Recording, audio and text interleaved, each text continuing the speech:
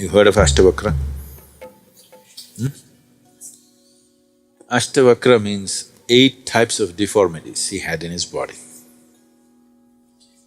He was born this way because he was cursed by his own father when he was in his mother's womb.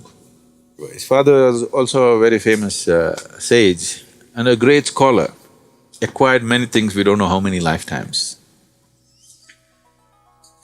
When the wife is pregnant, it's part of the culture that when a woman is pregnant, she must hear all the scriptures and all the good things and knowledge because she should not hear wrong things, negative things.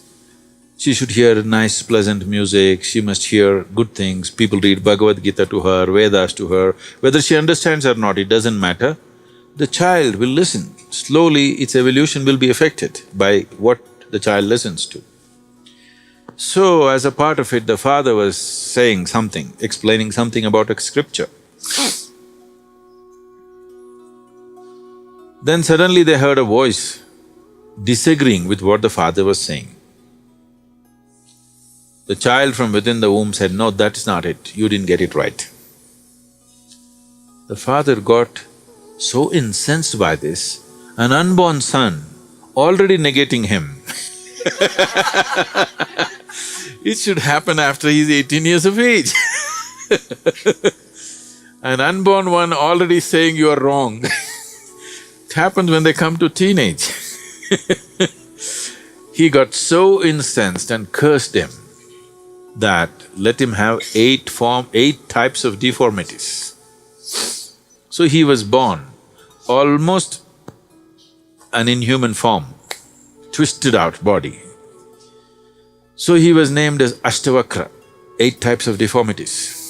Father was a… what to say… he was in the king's court, in King Janaka's court, as a scholar, a very accomplished scholar. King Janaka has such a thirst to know. He wants to become enlightened.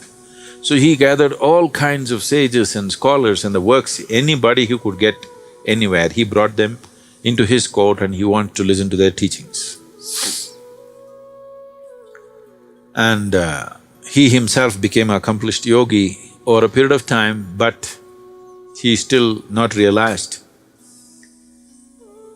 Then one day, Ashtavakra's father took this little boy to the court. When the king Janaka saw Ashtavakra, Ashtavakra held the king's eyes. When the king looks at you, you're supposed to look down, which all the scholars and everybody do. But this boy just looked at him straight. So Janaka was little taken back. Such a distorted body, he almost has not even a human-looking body. But the boy's eyes were such, he just stared at the king and said, "All these scholars who are sitting here, with all due respect to all of them, none of these people, including my father, will be able to give you what you're looking for." The king was flabbergasted, this 8 or 9-year-old boy saying this to him, and his father wanted to nuskify him because this fellow has this habit of saying these things right from the beginning. Then Ashtavakra, at the age of 12 or 14, he left the family and went into the forest.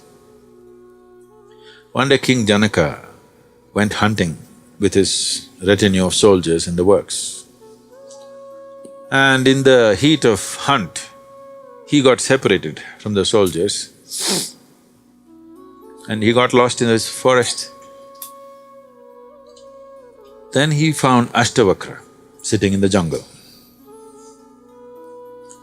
So King Janaka, sitting on his horse, looked at him and said, "You are here?" He said, "Yes."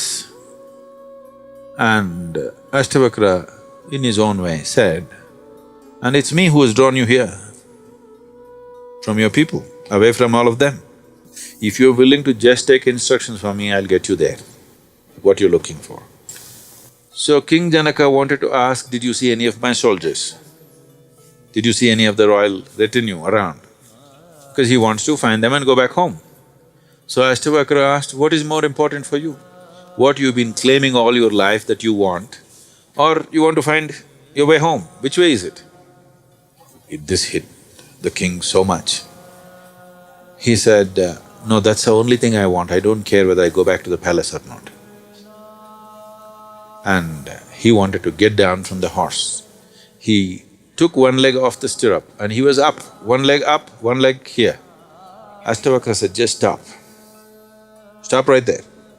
When he was just getting off the horse, he asked him to just stop there, stuck in an uncomfortable position on the horse like this, one leg up, one leg in the stirrup. He said, just stay there.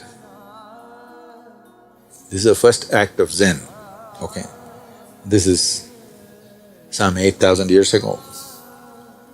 And Janaka realized in that uncomfortable position, he suddenly burst into enlightenment.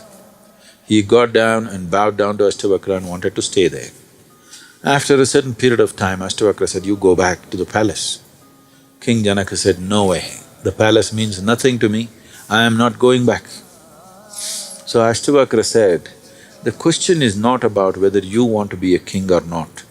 The people of this nation need an enlightened king, so you must go. So he sent him back.